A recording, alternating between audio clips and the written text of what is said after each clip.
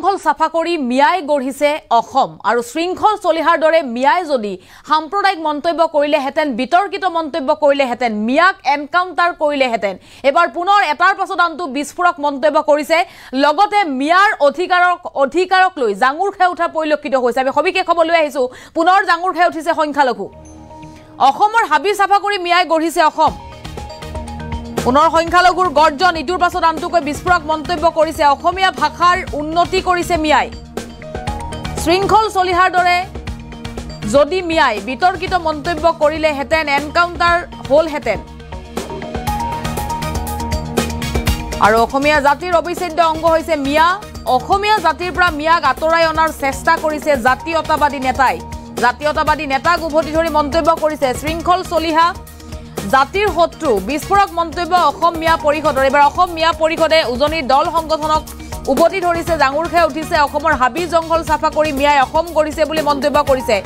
অসমীয়া ভাষাৰ উন্নতি কৰিছে মিয়াই শৃংখল চলিহাৰ দৰে মিয়াই বিতৰ্কিত মন্তব্য কৰিলে এনকাউণ্টাৰ কৰিলেহেঁতেন বুলি মন্তব্য কৰিছে যদিহে মিয়াই সাম্প্ৰদায়িক মন্তব্য কৰিলেহেঁতেন তেতিয়াহ'লে মিয়াক এনকাউণ্টাৰ কৰিলেহেঁতেন বুলি মন্তব্য আৰু মিয়া পৰিষদে মন্তব্য কৰিছে অসম মিয়া পৰিষদৰ ইটোৰ পাছত আনটোকৈ বিস্ফোৰক মন্তব্য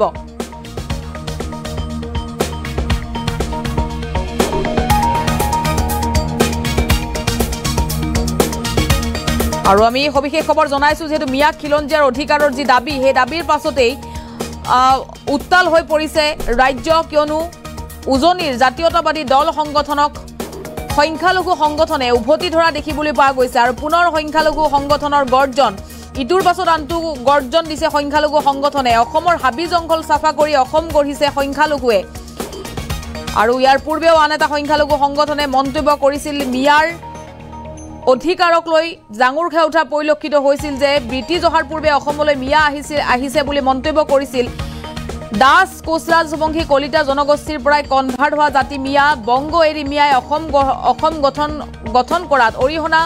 যোগাইছিল বুলি মন্তব্য কৰিছিল ভীমবৰ দেউৰীৰ নেতৃত্বত ২৪ মিয়া বিধায়কে দিল্লী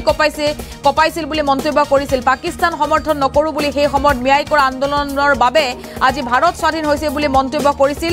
আৰু ইয়াৰ পাছতে পুনৰ মুছলমান সংগঠন তথা মিয়া পৰিষদে ইটোৰ পাছত আনটোকৈ বিস্ফোৰক মন্তব্য কৰিছে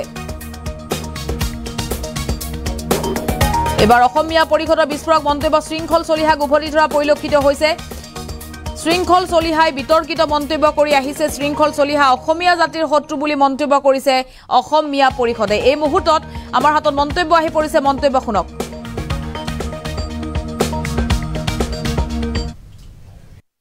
যিসকল জাতীয়তাবাদী একাংশ তথাকথিত নেতাসকলে অৰ্থাৎ যিসকল একাংশ বিদেশী মূল্য নেতাসকলে মিয়াৰ বিৰুদ্ধে যুদ্ধ ঘোষণা কৰিবলৈ ওলাইছে আমি যুদ্ধ ঘোষণা বিচৰা নাই আমি সম্প্ৰীতিহে অটুট ৰাখিবলৈ বিচাৰিছো আমি বিগত ৩০টা বছৰে অসমীয়া পৰিষদ জন্ম দি আমি বিভিন্ন জাতি জনগোষ্ঠীৰ লগত সম্প্ৰীতি ৰক্ষাৰ ক্ষেত্ৰত আমি বিভিন্ন সময়ত অনুষ্ঠান প্ৰতিষ্ঠান বিভিন্ন ঘাট প্ৰতিঘাতৰ মাজত আমি বিভিন্ন জাতীয়তাবাদী নেতা অসমৰ বুদ্ধিজীৱী সাহিত্যিকসকলক মাতি আমি এখন সম্প্ৰীতিৰ অসম গঢ়িব লাগে তাৰে আহ্বান ৰাখি আহিছো কিন্তু একাংশ যিসকল অসমীয়া জাতিৰ বিৰোধী অসমীয়া জাতিৰ শত্ৰু চিনাক্ত হিচাপে আমি শৃংখল চলিহাকে ক'ব লাগিব চিঠিবুঢ়া নামৰ একাংশ জাতীয়তাবাদী নেতা তথাকথিত জাতীয়তাবাদী নেতা অসমীয়া জাতিৰ শত্ৰু হিচাপে চিহ্নিত হ'বলৈ লৈছে কাৰণ অসমীয়া জাতিৰ একমাত্ৰ বৃহত্তম অংশ মিয়া জনগোষ্ঠী আৰু সেই মিয়া জনগোষ্ঠীক বলপূৰ্বকভাৱে অসমীয়া জাতিৰ পৰা আঁতৰাই অনাৰ বাবে অহৰহ ষড়যন্ত্ৰ অব্যাহত ৰাখিছে এই ক্ষেত্ৰত আমি অসমীয়া পৰিষদে তেখেতসকলক সকীয়াই দিছো যে মিয়াসকল অসমীয়া জাতিৰ পৰা কোনোপধ্যেই আঁতৰি আহিব নোৱাৰে বা কোনো ষড়যন্ত্ৰকাৰী এই ক্ষেত্ৰত সফল হ'ব নোৱাৰে তাৰ বাবে আমি তেখেতসকলক সকীয়াই দিছো যে মিয়াসকল সদায় অসমীয়া জাতিৰ অবিচ্ছেদ্য অংশ হৈ আছে আৰু অনাগত দিনত থাকিব এই ক্ষেত্ৰত তেখেতসকলে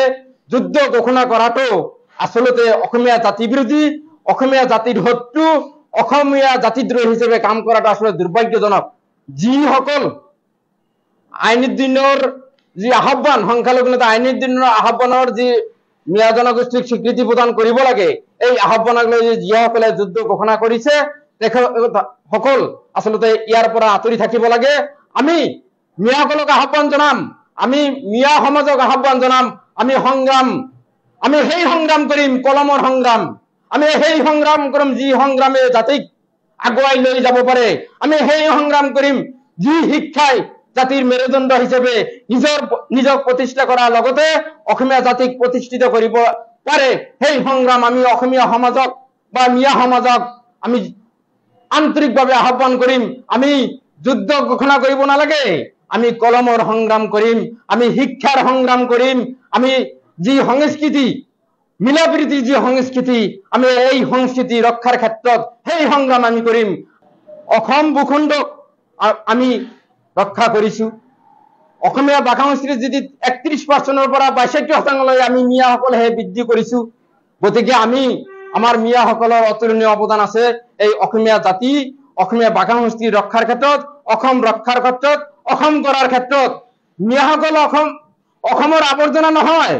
মিয়াসকল অসমৰ হাবি জংগল পিটনি চাফা কৰি অসমখন পৰিষ্কাৰ কৰিছে, অসম নিৰ্মাণ কৰিছে। অসমৰ গুৱাহাটীত চাব, যিকোনো উদ্যোগত চাব, যিকোনো বিল্ডিং চাব, মিয়াসকলে নিৰ্মাণ কৰিছে। মিয়াসকল কোনো পধ্যেই অসমীয়া জাতিৰ শত্ৰু নহয়, অসমীয়া জাতিৰ ক্ষতি হ'ব পৰা কোনো কাম মিয়াসকলে বিগত সময়ত কৰা নাই, অনাগত দিনতো নকৰে। আচলতে শৃংখলচলীয়া ৰাজনৈতিক ষড়যন্ত্ৰৰ বলিও হ'ব পাৰে, আৰু সেই ৰাজনৈতিক ষড়যন্ত্ৰৰ ৰাজনৈতিক মুনাফাৰ বাবে